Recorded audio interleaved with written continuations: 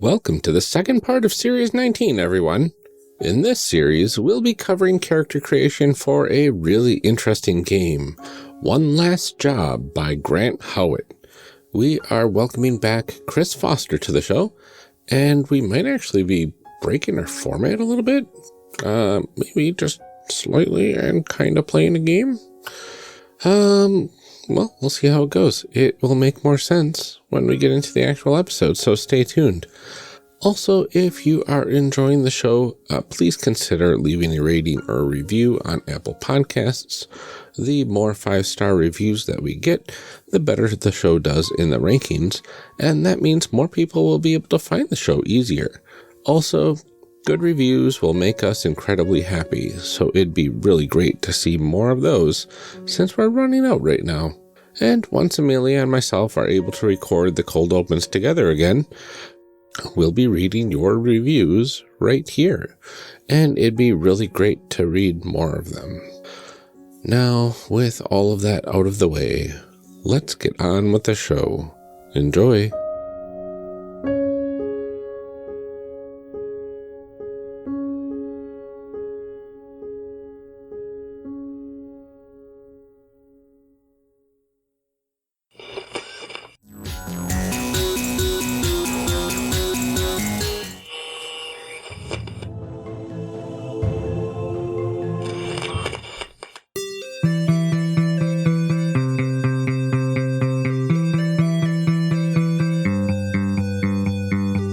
Welcome to Character Creation Cast, a show where we discuss and create characters, the best part of role-playing games, with guests using their favorite systems. I'm one of your hosts, Ryan, and this episode, my co-host Amelia and I welcome back Chris Foster, host of Playtest Podcast, for a special series of episodes covering smaller games. This week, we are talking about One Last Job by former guest Grant Howitt, a game about criminals trying to make up for a job gone wrong. Chris, welcome back to Character Creation Cast. Are you ready to do all of this again? Okay, but only one last time. Okay, one last job. Except for that part where it's not, that's for later. Except for that part where it's the middle job. One middle job. Grant, we one need a hack of your game. 1 second to last job. It's a less one auspicious day from sort of, I retirement guess job. if I have to version of. Sure, I need the money. Awesome. So let's have you reintroduce yourself and remind the listeners where they can find you and what you are up to. Okay, so hi, I'm Chris. As is previously established, I am... I run the Playtest podcast and I design games. If you go check out playtest.itch.io, you can find my game Dabani, which any money that you spend on that goes to making the game better. So help. Yeah, do it. It sounds really cool. It is. It's about a 17th century disaster bisexual. Who I just love. Like, she's my hero. yeah, I love her so much. Every time I read her story, I'm like, oh my god, I can only ever hope to be as cool. Yeah. None of us could, like, we would get arrested immediately if we were as cool as her. Right? But I still wish it. That's amazing. She was sentenced to death by burning. Like, wow. Even in the 17th century. Oh. It didn't stick. It didn't stick. No. I got better. I got better. They just couldn't catch her. Oh, yeah. Yep. Okay. Well, let's go ahead and get into this, and we will start by discussing what this game is all about. What's in a game? What's in a game? What's a gamma? Gamma. So what sort of things do we need to play One Last Job? You need a lot of details. Did I see a note of up to 15 D10s? That's from the book. It says up to 15 D10s. I have a lot of dice. I don't know if I have 15 D10s. Are you serious? Okay, I'm pretty sure I do, but I don't have them handy. Like, I would have to go to my dice tackle box that's packed away somewhere. I think I probably have at least 15. If you have played L5R for any length of time, you have that Fourth many. edition. Yeah. Well, because they come in sets of 10. Like you need like 10d10. And then you know, so. You're because they're dice and we're all. Well, I mean, like, you can't tell me that you've never had to, like, do, like, 7K4. So, you know, like, you need extras. Because, yeah. I have at least, I can tell you that for sure I have at least 2 sets of 10s, like, that go together plus all the other. I have 1 set of 10 for sure, and then 17,000 sets of a full set of dice, so there's D10s in there. I mean, that's Look, fair. you guys, if you are any kind of actual gamer, it's not hard. You should have 15. Real gamers have crippling dice debt. Yeah, I mean, after you've bought all of those supplement books that we talked about last time, God. then comes the dice problem. Oh, gosh. I've bought 3 sets of Fantasy Flight Games sets, and a set of Genesis dice, so... Yeah, I have 1 set of Genesis dice. Oh, no, I guess I don't have the Genesis. I have 1 set of Star Wars dice, 3 or 4 sets of L5R dice. Yeah. Dice are... I like good. them. Dice good. Dice good. Dice good. Dice good. So you need a lot of them for this one. Mostly the GM. I think the players in this, you're probably looking at 3, 5 or 6 at most, and that's if everything you have applies to it. Okay. But the GM has to have like a pool of dice that keeps getting bigger. That's interesting. Yeah. I like that. I like dice pools. So what else do we need for this game? So you need poker chips or some other tokens that are in 2 different colors to track your grit and stamina. Or you could write it down on the character sheet that's provided where it has spots for them. Or if you've bought sets of dice that aren't the sets of D10s, you could use other dice. Yep. You just got to keep them to track the 2 different spendable currencies. Very cool. What do characters do in this game? A job. Just one of them, though. The last one? Or is it like the first one or the middle one? Well, we've established at least 2, because you could do the second to last. Yep. But yeah, so your criminals, I think they're like, you can twist this different ways, but the idea is you're a ragtag band of miscreants getting put together for one last big job. It could be a heist, it could be an assassination, it could be whatever. It's just something big and action-based. And that's it. That's literally what you do. Well, it's something that requires planning, right? Right. Well, and I think part of the premise, too, is that, like, this is to sort of redeem yourselves for something that went wrong previously. I don't know if it's supposed to be technically... Yeah, so it's supposed to be you're going back. The last job you did went bad, and you're going to try to do it right this time, or something to that effect. So, bakery competition? Yeah. Yeah. Could work too. It's a bake sale. Bake sale? Competitive bake sale. One last bake sale, and then we're done. One last coffee shop. Oh, no. Oh, my goodness. All right. Well, let's go ahead and briefly talk about the collaborative nature of the process that this game entails, where we build the setting, job, and characters together. Is that right? So in the book, it does say like the GM should come up with this thing, or you can work together for it, which if there's the option to collaborate, why wouldn't you? Especially since this game is specifically, you're going to play it once. Like you don't need to plan a whole bunch of stuff. Like, let's all do this together. And actually in this game, even the GM can't really plan anything. That makes a lot of sense. But I think the most important thing about this one is that you literally never make a character choice for yourself. Well, that's a lie. You can refute or like say no to an option someone else gives you, but you don't get to change it. It's just no, you don't get that, and you don't get the bonus you would have gotten for taking it. Oh, interesting. So it's not like, no, I don't like that. Let me give you something else then. It's like, no, I don't like that. Well, you don't get it. They can still come back later and establish another fact about you. It's more of just like, I don't really want my character to have done that in the past. Thank you. Yeah, that makes sense. Okay, very cool. Yeah, but the whole character creation process is done by like sort of like a round robin, like question answering kind of a thing that like, so you're not picking out things for your own character. It's other people saying, here's a fact that I know to be true about you. Even more so, like, technically, the meat of the mechanics of your character don't actually get established until you're playing the game. You learn about the background and like your career and stuff in the intro, in the character creation. But then like as things go wrong, you learn more about your characters through flashbacks or anecdotes is what they're called in the game. Yeah, it's a very unique system, which is part of why I'm really excited to talk about it, because it's not like anything we've really done before. So, Absolutely. Before we dive in and start this very weird process, let's talk about concepts, terms that people might need to know. What are some things that we should understand before we get into it? So it's pretty simple. I think the only terms they use that aren't obvious are grit and stamina. So grit is you can spend a grit to gain 3 extra dice on a roll, or to restore your stamina.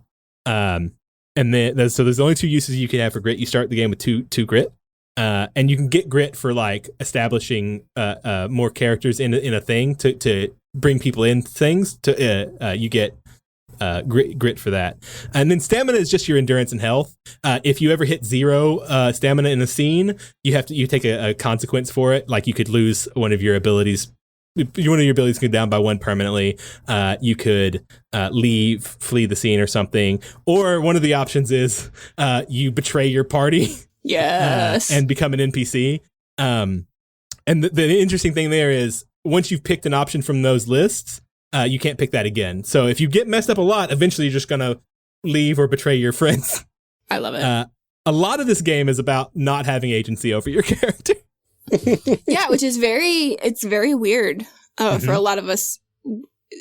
A lot of people really don't like that lack of agency. I sometimes really like it. I think it probably depends on who you're playing with.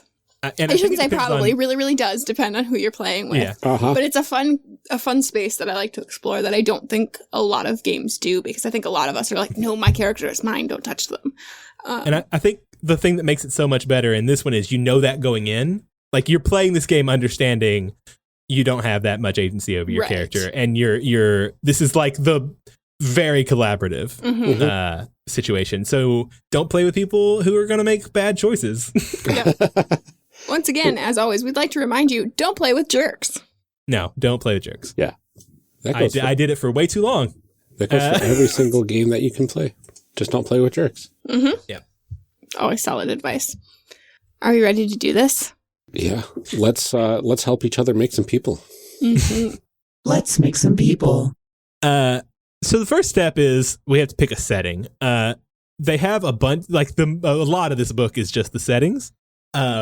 So we'll reference this later, or we don't have to reference it, but it gives you like ideas for what's going on. It keeps us all on the same page.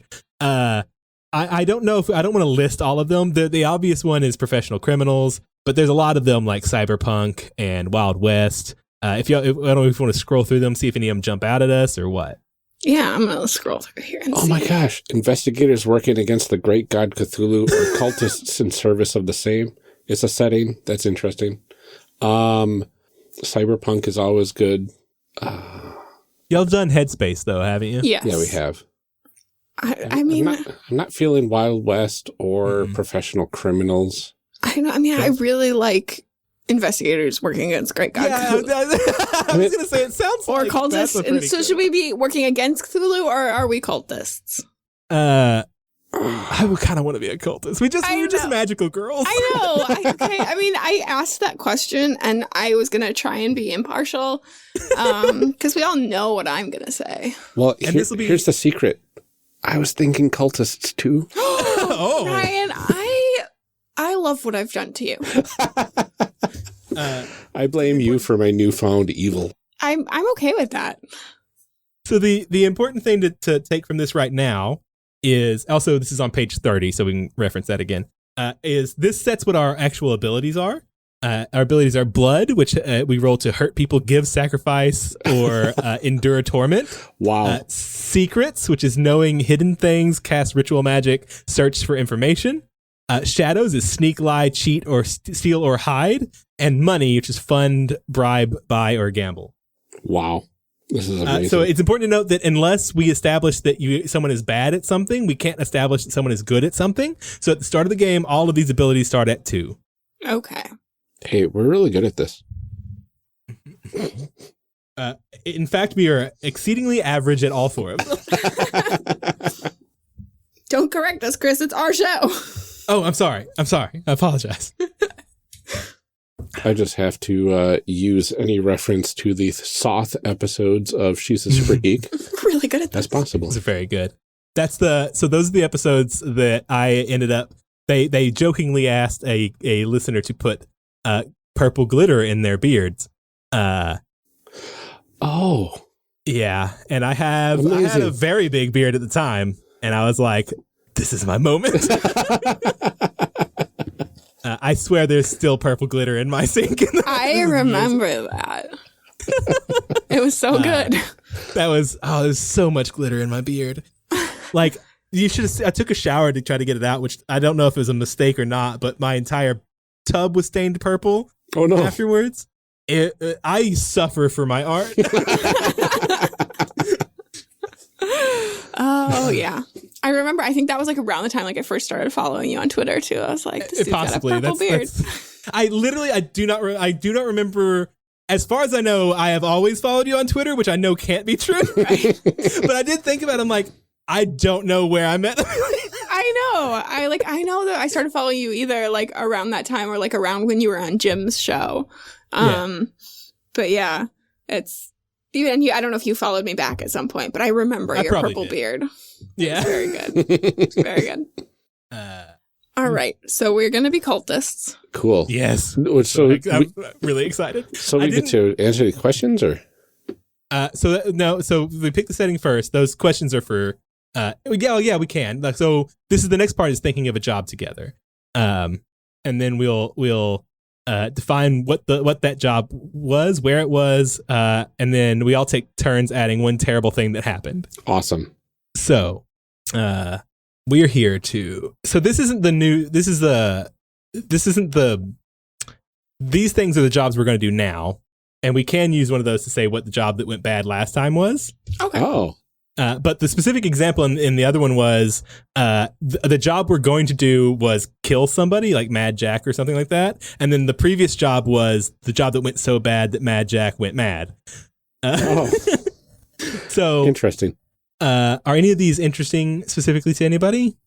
Let's see. I like break out of this mental hospital to save the world, and I like how it would be like save the world from our perspectives, which means summon Cthulhu. Yeah. Okay, so I mean, as long as everybody's okay with that. I know mental hospitals are weird for some people. Yeah, I'm okay with it. I was allowed to leave mine. It was only a day program. They did let us use butter knives. It's very exciting. So I think that means that the last job that went so bad was the job that got us put in here. Yeah, for sure. I was thinking that was the last job. Yeah. The breaking out was the last job. Oh. And that went terribly. Yeah. So okay. Like we got out, but there's like massive amounts of bad things happen. It's like a manhunt. No, because we got to go the other way. We've got to be doing something. Oh, that's not true. Running from something. Yeah. Yeah. So I think that the first one was what got us in here, and now we're gonna break out. Okay, yeah. I like that too. So yeah, I like that. Break out of this mental hospital and save the world by summoning Cthulhu. I would like save the world to be in air quotes. Air quotes, yeah. So we got to take turns adding one terrible thing that went wrong during our last job. And I've got one. Okay. We decided to summon Cthulhu by sacrificing a politician on City Hall. Oh, like the steps of City Hall. And turns out we're bad at finding the parts you're supposed to stab somebody. Oh no! Oh no! And it didn't work. Turns out the squishiest parts are not necessarily the best. So we had a botched sacrifice. Oh no! In public. Okay. What else went wrong last time? I think that even once we did figure it out, he was like not an important enough politician. Like he was just an alderman. Or like a school board member, school board trustee or something. Like he was like, so we could only technically, with what we gave them, only summon like a lesser god because he just like wasn't an important enough sacrifice. They were running for a higher office though. That's where our confusion was. Yeah. They weren't in that higher office yet. He wasn't the incumbent, but we thought that he was. We just like clearly did not do our research. Yep. No. We've been too busy researching arcane texts. We don't know about. Right. So we don't know where to stab anybody, and we don't know. I like the idea that like the actual idea is that we're supposed to be hyper competent. Well, but here's the thing: is like I think that we are competent, just like competent cultists, right? Not at like the actual sacrifice part. Like we are very good at like we know the texts like backwards and forwards. Yeah. We are really great at theory, not so much practice. All right, Ryan, what else went bad last time? I'm gonna say we were supposed to do it at in the middle of the night, but because of circumstances we had to up the deadline, and we actually did it in the middle of the day when it was most like rush crowded. hour. Yeah, like rush hour, and just tons of people around. We're like, this is our only chance. If we don't do it now, we're never going to get this chance again. And it'll probably be fine because it's midnight somewhere. Hey, it's a cosmic horror. This is the cosmos. Yeah. It's midnight somewhere. It had a good amount of logic attached to it. I think we couldn't tell if it was midnight or noon. It was 12 o'clock. It just said 12. It just said 12 o'clock. We mix up AM and PM. It's fine. I can never remember which one's noon. Is it AM or PM? When you're translating, like the text we're translating from did not have the same clock we had. You had to make some assumptions we assumed wrong. Yeah. Oh my gosh, we're just really terrible cultists. This is a game of soft. What if it was something like that, where it's like when the stars are in this position, blah, blah, blah, blah, blah, and we calculated it out, but we calculated it to noon instead of midnight. Yep. Just had one. We didn't carry the one. Yeah, we didn't carry the one in one spot. Or from the text, we didn't carry the... It'll trip you up every time that. Yep. Okay. So we know what went bad last time, and we know we all landed us in a mental hospital. The next thing we do is we got to figure out who the boss is, and it's kind of obvious the boss is our cult leader, right? Mm-hmm. Yes. So we got to name this cult leader, and I feel like their name's probably like Dave or Janice, but we can't call them that. Like the dark one. What do we? Let me see. This is supposed to be someone of power that we all have to, or at least one of us has to listen to. The Harbinger? The Harbinger? The Harbinger of Destiny. The Dark Harbinger. The Great Fishy One. The Great Fishy One.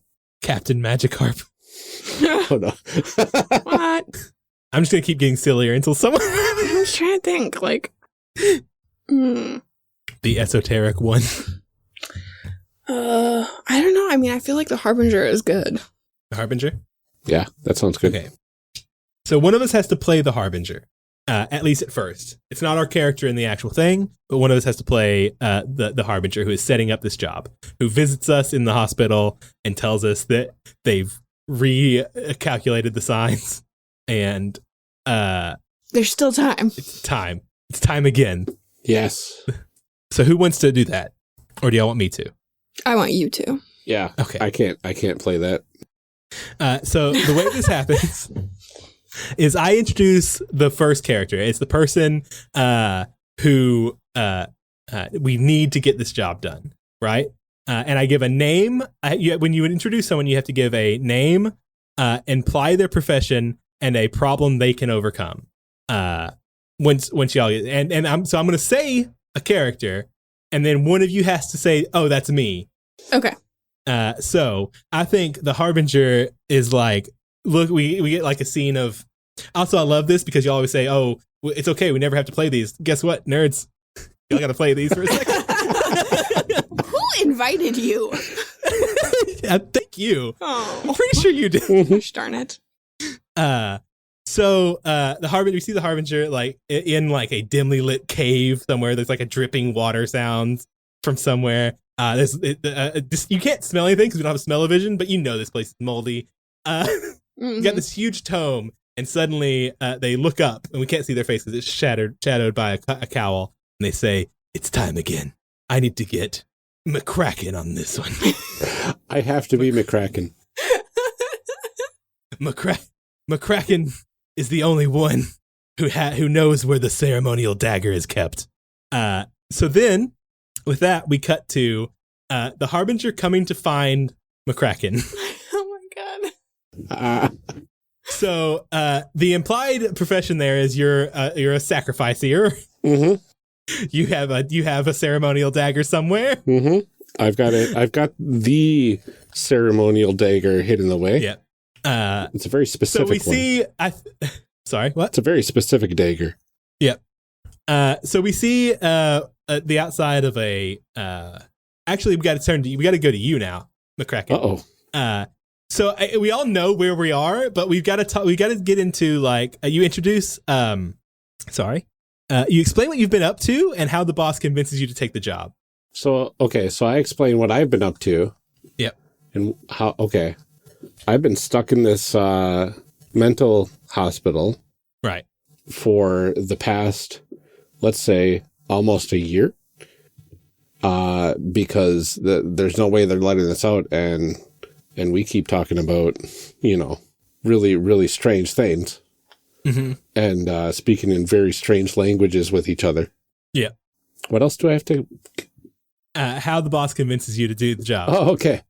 I think the boss, the Harbinger, gives us a way out of, like there's a chance to get out of here, but you have to break out. Yeah. And when you do, if we can get your dagger, which only you know where it is and how to get it, because it's, hidden in a complex puzzle of sorts. Because why wouldn't it be? Exactly, right? Where you keep your ceremonial dagger. I know. Not let anybody get to mine. Well, this is the only one that will summon Cthulhu. Yeah. Yeah. This is the Cthulhu dagger. The Cthulhu dagger, yep. Capital T. And I think they give, they say, yeah, it's, last time it didn't go well, but this time we've checked the numbers and now we know exactly when it needs to be. Yeah. And I think this is it's pretty easy to convince us to do these jobs because we're under lock and key. Yeah. We're already zealous. Yeah. So now that you're convinced, the boss has convinced you, you've got to say, okay, but it's not so simple. We're going to need this. And then you introduce a character that can solve that problem. Oh, okay. So under scene, on your character sheet, under scene leader during, you would put sacrifice because your character will be the scene leader during the sacrifice scene. Oh, interesting. Because that's what you're good at. Okay. Scene leader, sacrifice. Interesting. Oh gosh, what do we need to? Okay. So there's a list you can look at for inspiration, or you could just take one of them off of it. All right, I got an idea. Okay. So it's not so simple. We need the chanter. They are the only person that will be able to recite the proper words. Okay. Do you want to be the chanter, or would you like me to be the chanter? I think you would be a good chanter. Okay, I'm going to be the chanter. This does mean you're stuck with whatever I make up for you. I may regret trusting you, but I trust you. Oh, and I got to give you a name too, don't I? Yep. Well, yeah, because I called you McCracken. Yep. Mm-hmm. And the best chanter I know is right here in this hospital. One, oh, lordy, names. Okay, so we're going with the what's a good okay.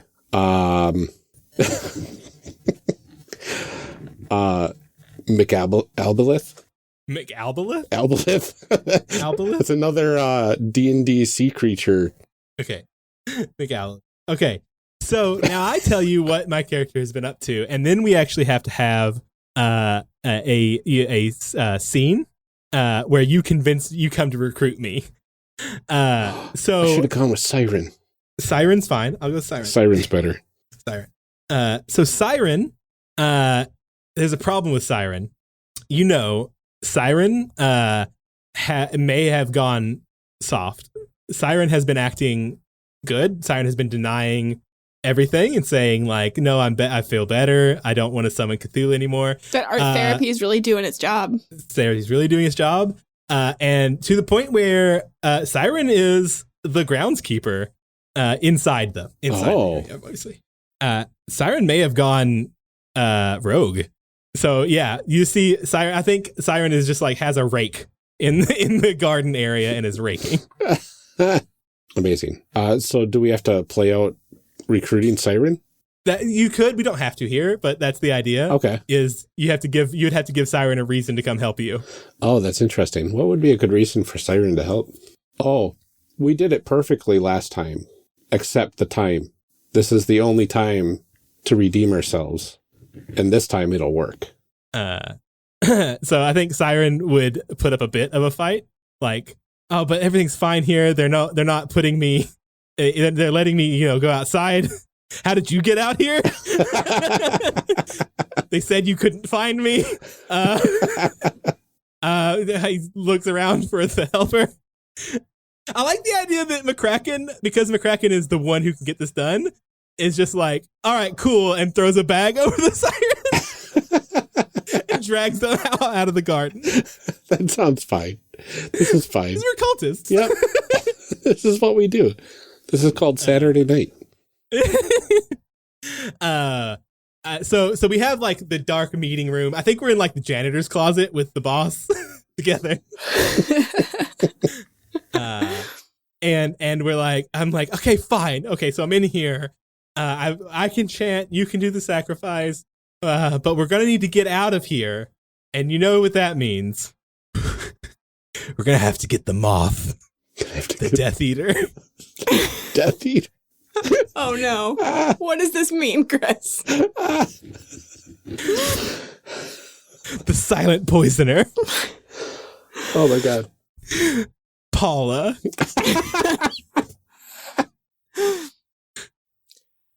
Which one of those am I? You're all of them. All of them. The moth, Death Eater, the poisoner. Paula. Paula's your name. Okay. You have a lot of titles. Your many secret pseudonyms. Okay. All right. Paula.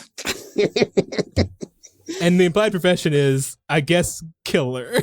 Someone who can get us out of here. Okay. These are probably not good people that we're playing. No, Ryan. No. We're cultists. We're trying to end the We are a world. doomsday cult. We're trying to save the world. Come on. This world needs more Cthulhu. So you're the scene leader during the escape. Okay. Yeah. So now, what do I have to establish? Because now we've all had our character. So, like, I don't have to say anything about anybody else's character now, right? So what do I have to say? What do I have to say? You don't have to say. So normally this would be, you would just introduce the last character. Like, the last character gets introduced and you start the game. Okay.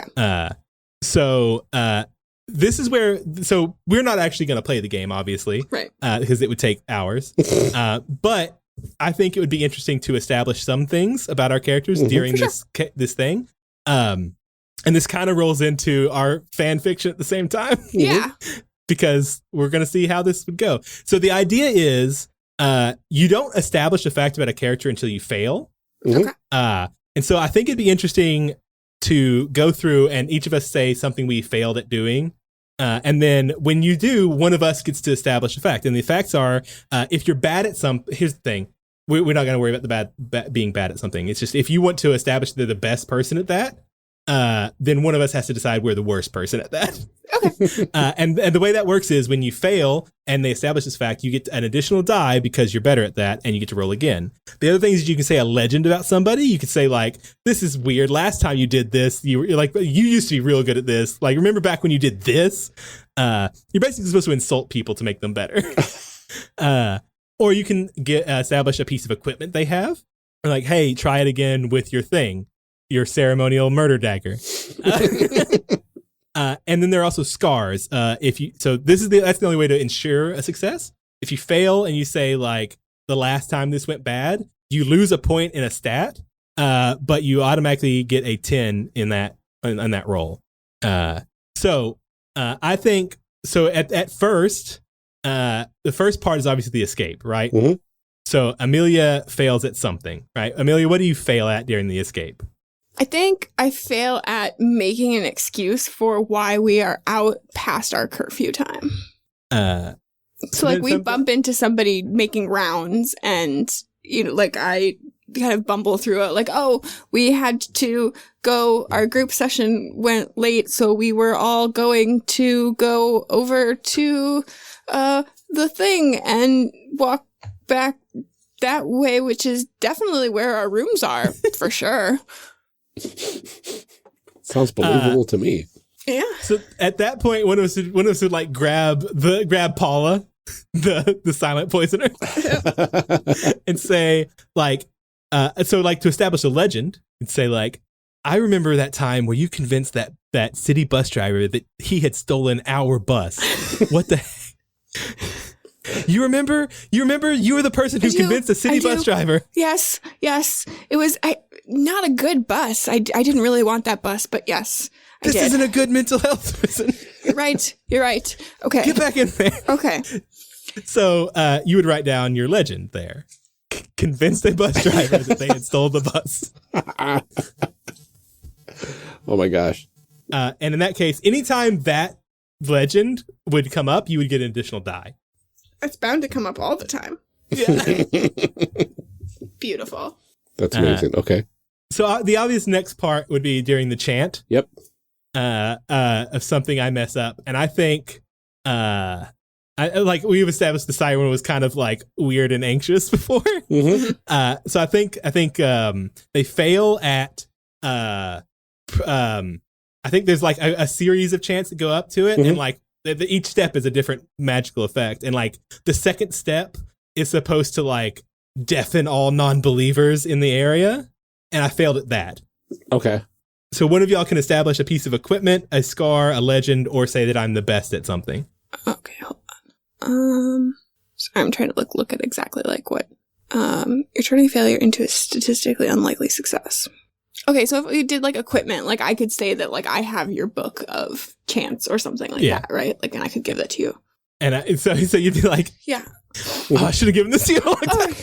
Oh, no, Siren, hang on. What? Okay, 2 seconds. It's like, all right. Shuffling through like this giant duffel bag of stuff that we brought along with us. Like, yeah. I pulls out this like huge, heavy, like dusty book that doesn't look like it should even fit in that bag. And instead of like the choir chants, we get sound. Yep. The whispers. Yeah. Yep. Yeah, and like around it is like weirdly darker than it should be. Uh-huh. I brought this because I didn't know how long we were going to be in here, and they said I could pack a bag, and then so I think this is yours. So then I would write down like book of unknowable chants. Yes. I tried to read it, and I don't know, like none of the words were still on the page. Everything was like moving around. And now that Siren doesn't have to do this from memory, yep. I would get to roll again. Awesome. And so the last part would obviously be assassinating someone with this dagger or finding the dagger. It's up to like whatever. What do you think you failed at? I think we failed at tying up the individual properly. So I imagine that the dagger was like in the courtyard at the mental health facility. That's where we hid it. Yeah. Like somehow we got it there because we knew if we ever had to get out, it would have to be nearby. But yeah, I think just something as simple as like tying them up to getting them prepped to be sacrificed. Yeah. So there's like you're struggling to tie them up and it's not going well. And then like, unless you have a better idea, Amelia, I think Siren's like, yeah, you've been kind of crap at rope tying since that mayor bit you on the wrist, and now you're all finicky and scared, coward. Tie him up. So at this point, you can't lose stamina. Like the person would be kicking at you and stuff. Maybe you would lose stamina. Yeah, but now you can't because we've established you have a scar of vicious human wrist bite. And in that case, you would lose one of your abilities. Like one of your abilities would go. Oh no, you don't have any above 3, so you wouldn't. But you would get 2 grit for accepting it. Okay. And you would automatically succeed at this when you turn one of your D10s into a 10. Nice. So that's basically how it would go. You do legends, equipment, and scars Nice. as you go through and fail. I don't know if we want to do one more run through to flesh them out more. If you get the idea and we have an idea for these characters and want to move on. Let's do one more. Okay. So let's do it. Let's flip it around though. So I think during the escape, which is the one Paula's running, Siren got startled and just they're the chanter, so she's very loud. She can project. I think her day job was like an actor. And so when I got startled, I alerted the entire wing of this thing. So what do y'all say or do at that point? I'll just like grab her by the shoulders and like shake her. You can do this. You can handle this. Do you remember that time that you were on stage in front of 400,000 people and you had to sneak in tiny bits of this chant so that we could prepare everything to be ready? And it was in the middle of some weird Shakespearean tragedy. I'm going to be honest, I wasn't paying attention to which one, but you had to like sneak all of the lines in there. Like, if you weren't afraid while you were doing that, you can handle this. It will be fine. You're right. There were critics at that performance. They were going to write newspaper articles. It was the New York Times. The New York Times. Yeah, I can handle this.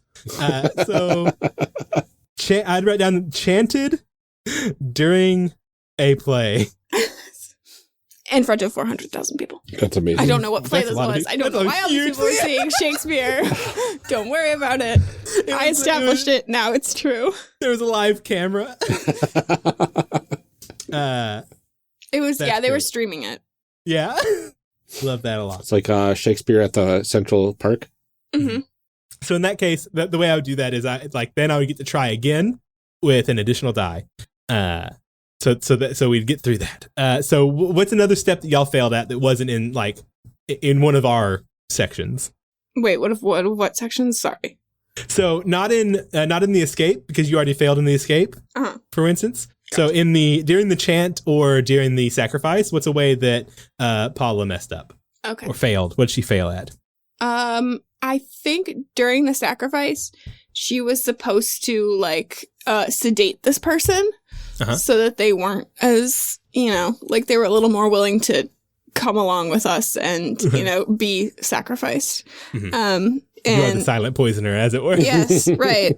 To poison them into being silent. And she did not do it correctly. I think that this person is now just vomiting a lot. Oh, I got something. Yeah. All right. Paula, you have so much knowledge inside of you about various poisons and whatnot, but what you don't have, and I'm going to reach around in my bag, is your medical journal that you've kept notes and stuff about all of your experiments.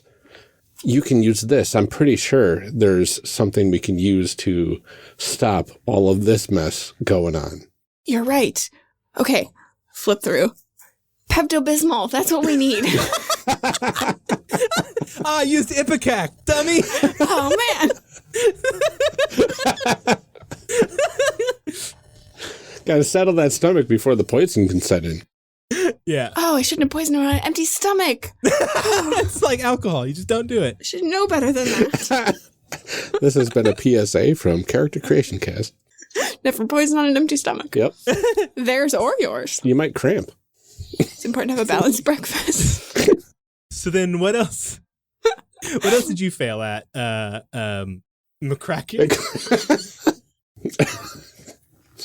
I wanna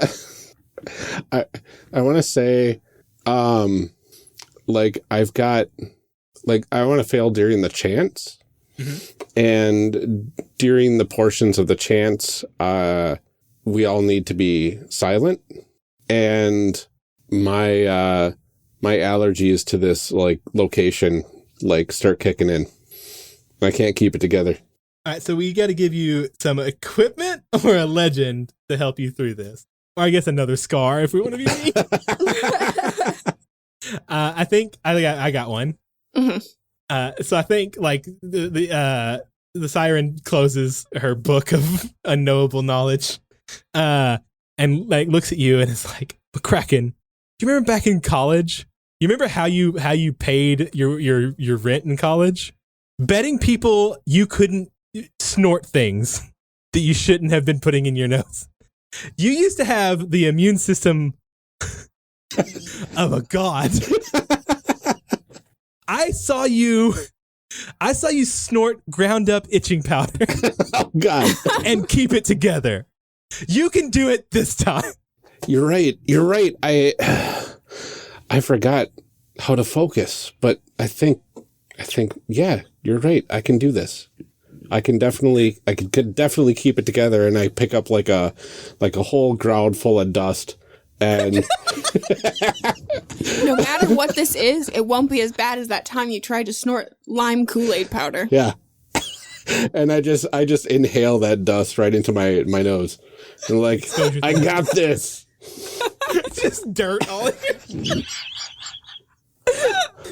Oh my So gosh, these people your suck. legend would be can inhale anything.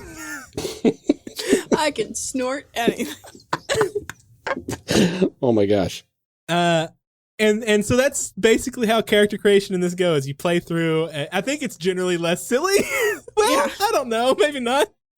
We did pick the cultist's path. Yeah. Yeah, I mean, cultists can be bad at things.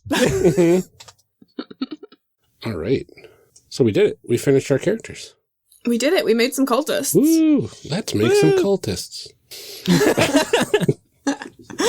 Still people, Ryan. Still people. Cultists are people Cultists too. are people too. As we established in episode 0. I don't know.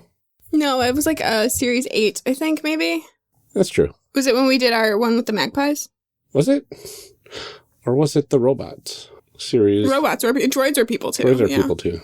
That's very possible. Animals are people too in Mouse Guard. Yep. We need shirts that just says like blank are people too. I think that would be taken wrong in people. It's true. Characters are people too. There Yes. you go. All right. Well, since our format is completely thrown asunder, how about we dive into our discussion segment and ask D20 for your thoughts. D20 for your thoughts? So in this segment, we want to talk to our guests about their thoughts on the character creation process and how it feels in this system compared to others. And I want to talk about how it felt to not make your own character, but to have it done by the other people around you. Good, bad, ugly. All. I liked it. Mm-hmm. It was interesting. I found it. I'm a little bit more anxious coming up with details about other people. Yeah. So my anxiety kicked in a bit more than I normally do. Like on the spot improv, and B, it affecting other people. Yeah, this is a thing that we talked a lot about when we did our star-crossed stuff, when you have to trade the sheets. Yeah. We talked a lot about that feeling of like that lack of agency, and then also the weirdness of like, I don't want to give you something you don't want. Mm-hmm. Right. Right. But the main difference, obviously, is that star-crossed adds in that layer of like trust, which is really important in a relationship. Whereas here, it's just like a way to kind of mess with your teammates. Right. In a fun Which way. you're never super comfortable with. You don't love that. I know. So that's probably another reason I have the anxiety about that. But I enjoyed it. It was interesting.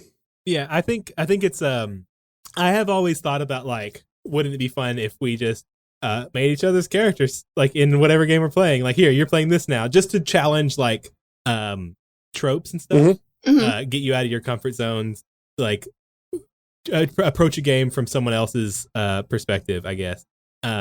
Which this isn't really what happens in this one. You just kind of make jokes about each other until you're better at things. I mean, that's very on brand for Grant. Yes. I think it's pretty fun.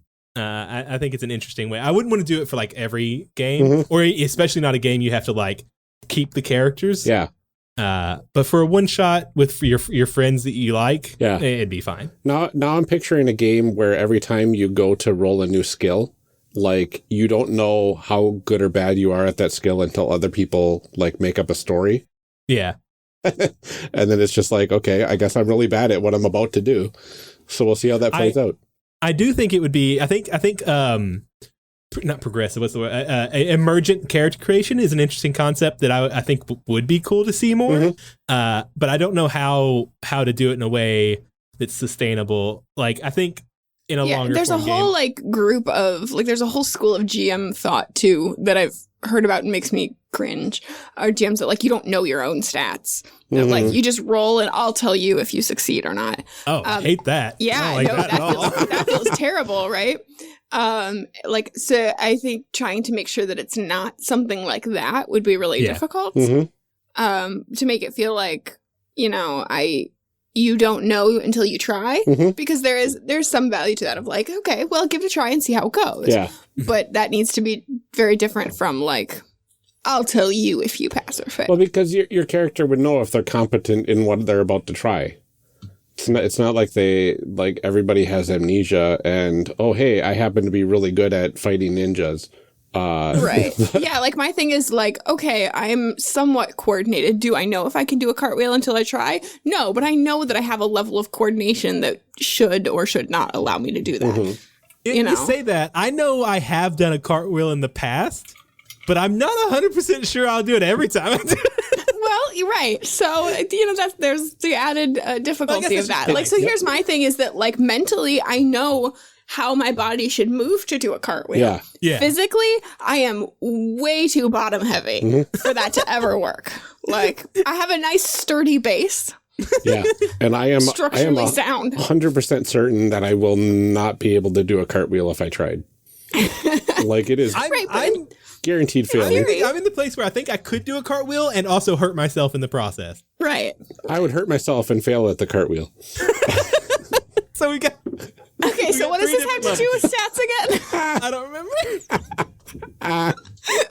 We've established who can or cannot do cartwheels. Look, you cover the important things. True. So, not so much about the game, but can you do a handstand? So yeah, that's about establishing facts of other people. Yeah. And how it could go wrong. And how it doesn't make sense if you're trying to do something and somebody says you're horrible at it and then you're actually mechanically bad at it too, even though you would think that you were at least decent.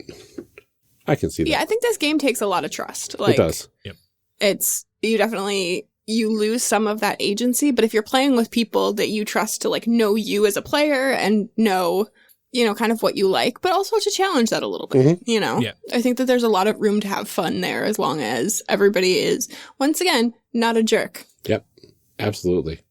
So how does building a character this way change the way you play the game? I think Ryan said it a bit ago. You don't know what you don't like. Well, I guess in this one you do, because you have at least baseline competency of 2 dice. But I think it.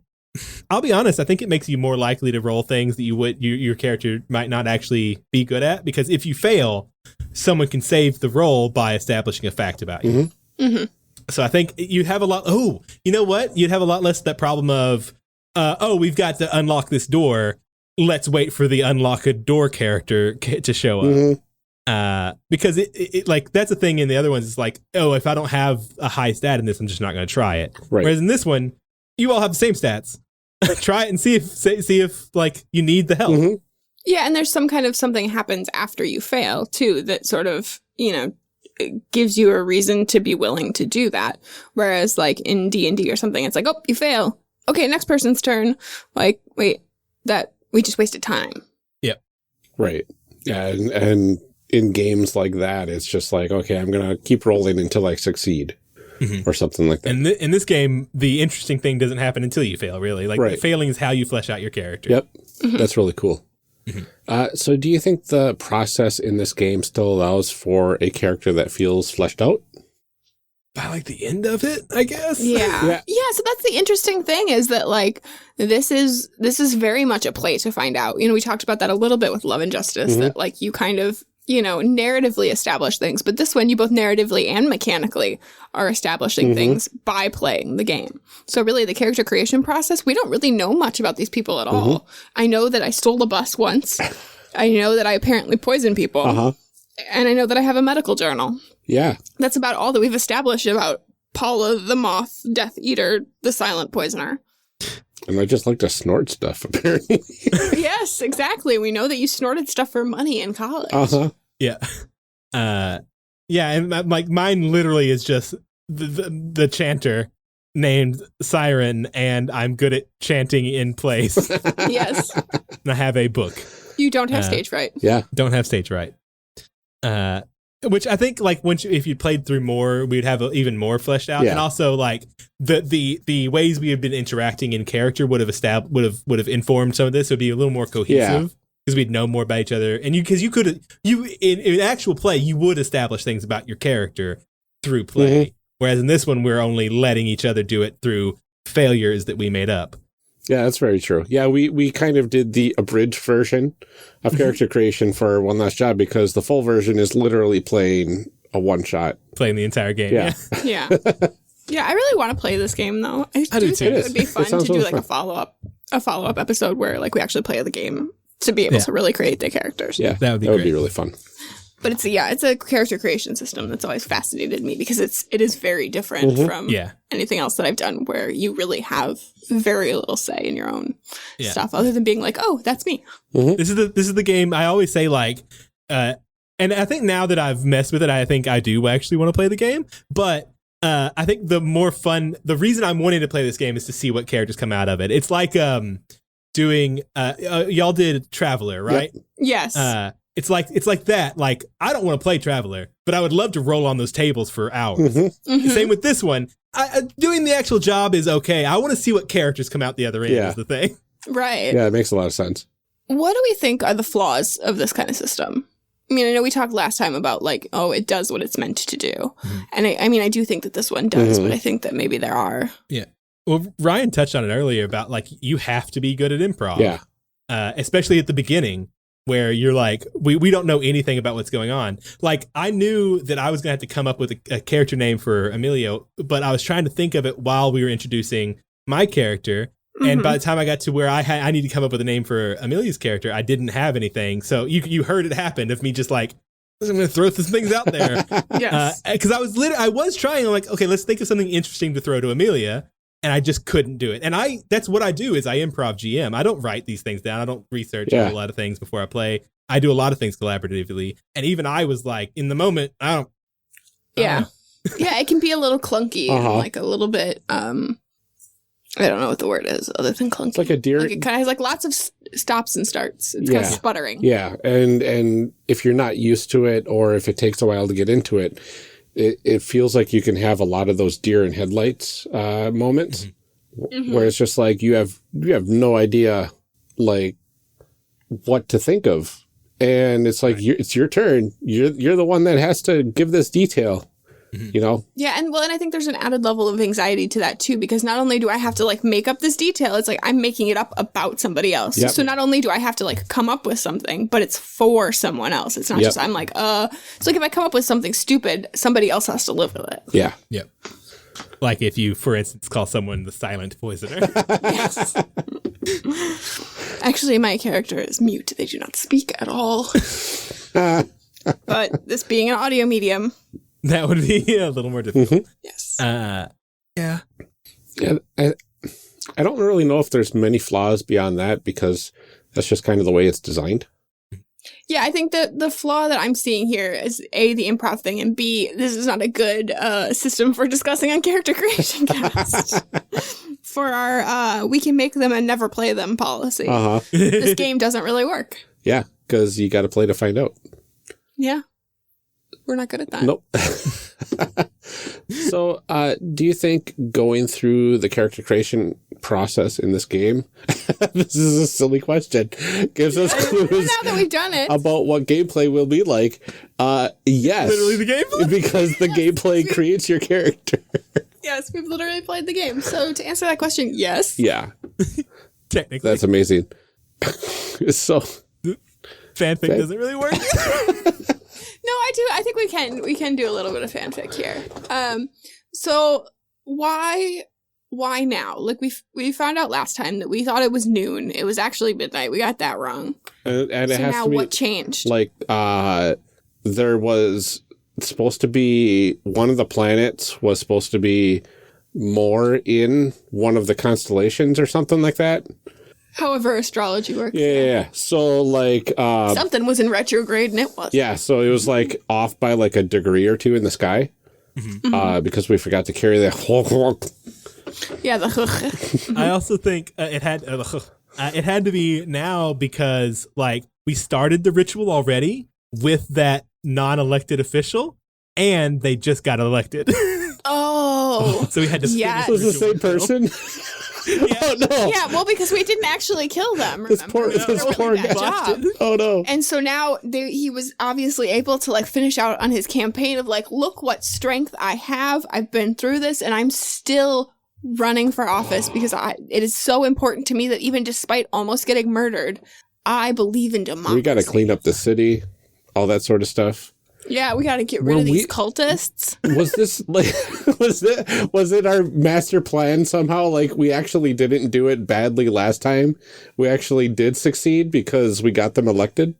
Well, that's what we're going to tell people after. Yeah. Well, That we're we not because knew- we ended the world. Well, we'll be there. We'll be fine. We'll be there. We can talk to our other cultist Yeah, people. all the right, believers. Yes, in our cultist afterlife. We can tell everybody that, like, actually, we were pretty sure that he wasn't going to get elected. And so it was really important that we did that. And, like, we botched that initial one so that he could run on that campaign. Like, Yeah. we sacrificed We a got year you of our elected. lives in that mental hospital Yep. for you. We knew that planet was 2 degrees off. We just, we did what we had to do. Writing, We couldn't tell anybody because we knew that nobody'd go along with our plan. telling these stories, riding on the backs of Cthulhu, living in his tentacle beard. Bathed in Nice his and cozy. glorious slime. Yep. Such is the Becoming one with the skin. life. Gross. Yuck. I didn't pick cultists. I did. You did. You said a little bit you wanted it. I can't bail out of this Oh one. my goodness. No, we have the audio to prove it. Crap. That's amazing. This was a lot of fun. This was a lot of fun. Chris, thank you so much for joining us for our cultist theme One Last Job episode. Can you go ahead and remind the folks where they can find you online? Yeah, you can find me at Iolo on Twitter, or EOLO if you're not me. And you can listen to the Playtest podcast. Thank you again. Thank you everyone for listening, and join us next week when we break our format again and discuss another game. Another game. Gasp! Another game. Chris, it will be your one last job. Finally. Because then we're going to kill you. Oh, geez. End of episode. Oh my goodness.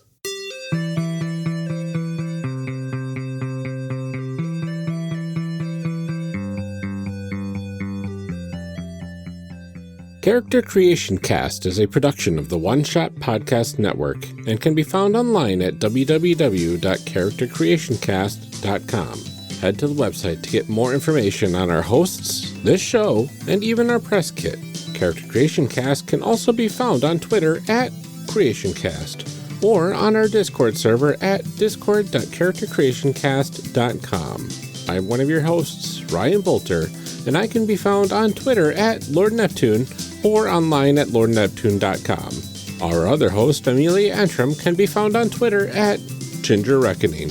Music for this episode is used with a Creative Commons license or with permission from the podcast they originated from. Further information can be found within the show notes. Our main theme music is Hero Remix by Steve Combs and is used with a Creative Commons license. This podcast is owned by us under Creative Commons.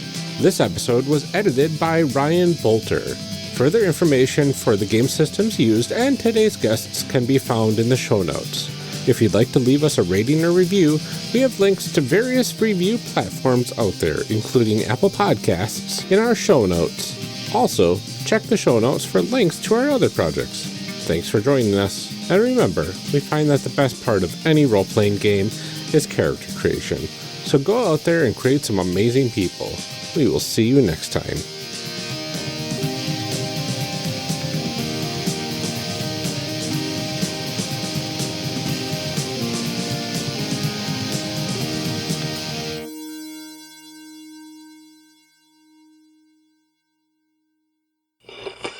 Now we gotta read some show blurbs. Show blurbs. Show blurbs. Show blurbs. Show blurbs. Character Creation Cast is hosted by the One Shot Podcast Network. If you enjoyed our show, visit oneshotpodcast.com, where you'll find other great shows like Asians Represent. Asians Represent celebrates Asian creators and diversity in the gaming community. Join hosts Agatha Chang and Daniel Kwan as they discuss gaming, genre, and representation with their guests, and occasionally argue with each other to the sound of Agatha's beloved air horn app. Oh, beautiful. Delicious waveforms. Taste like cereal. That was last episode. Last time on Character Creation Cast. That's a callback. Fun. Okay. So now you can only do that one more time, or you have to do it a lot of more times. Yeah. I love giant. Oh my gosh, just like bathtubs full of dice. Yes. Oh, a bathtub. Oh gosh. I don't like. That's I a feel dream like, I didn't know I had. I mean, I feel like that. Okay, that would be like the ultimate like sensory experience for me. Just like roll around in a bathtub full of like tiny you gotta, like, D6s. Weed out the D4s, right? What? You gotta weed out the D4s. Oh yeah, no, right? it'd be just like the tiny D6s. Okay, yeah. And I would be real happy. Awesome. Is that like those half-size D6s? Yeah, the little baby ones. You can get like because I've got smaller ones. I don't have my dice tackle box, but I've got itty bitty D6s that are literally like the teeny tiny ones. No, I'm 4 or talking about 5 the ones. millimeters. I'm talking about the ones that are like 36 to a cube. Oh yeah, there you go. If you get smaller than this, they start to look like candy, and I can't be trusted. Yeah, Do you, well, like, those wanna are eat them? those already look like you got to pop them in your mouth and just crunch on them. Crunch. Oh gosh. That hurt my teeth just to think about. What a good episode, y'all. Bad. I'm sorry. I apologize for. Don't. We were like, Chris, we gotta stay on task today, and then We need some outtakes. we did not stay on task. This is going to be the first time that we have outtakes in every series or every episode. Yeah, it's gonna be good. A lot of firsts. Yeah. I'm a rebel. I mess things up. Seriously. Which So there's nothing less true than that, Chris. I'm a rebel. I'm cool. I'm cool. The more you have to say it, the less true it is. The coolest. I used to be so punk rock. Okay. I've never been punk rock. I was goth, but even then I wasn't cool because I was broke and it was just black Wranglers and black t-shirts. My mom would not she used to get really mad if I wore black more than 2 days in a row. So I bought my own clothes. My parents could shove it. oh yeah, I mean I had to pay for my own, but she would still get upset about it. So yeah, I'm sure that she's really loving where I'm at now.